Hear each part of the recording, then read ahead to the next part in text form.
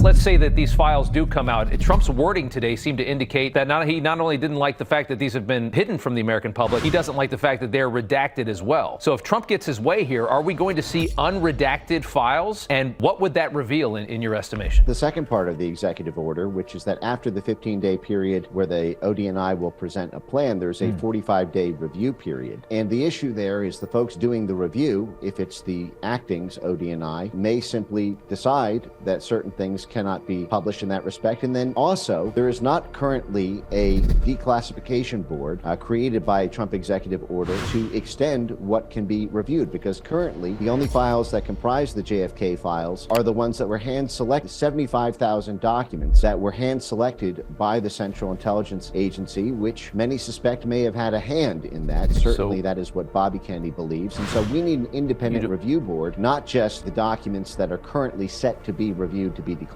You don't think our intel agencies are going to willingly let this out? Do you believe that the government had a hand in these assassinations? I think a lot of people do. There is an open question as to whether or not they made it happen or knew it was going to happen and allowed it to happen. A sort of let it happen versus made it happen debate. The fact is if you read JFK and the Unspeakable or any of the other literature that's been published since the declassifications of the 1990s, the Central Intelligence Agency was reading Lee Harvey Oswald's mail before it even got to him, because they had an in-process counterintelligence operation fingering him after his activities in Russia and Cuba, which means they knew everything that Lee Harvey Oswald was saying on the phone and receiving in the mail. It would literally come to the local CIA station house branch before it went to his own home residence. So there's a question of whether or not they allowed it to happen or failed to stop it, in which case you have a medium-sized scandal, or whether or not there was central coordination, in which case you have an international scandal.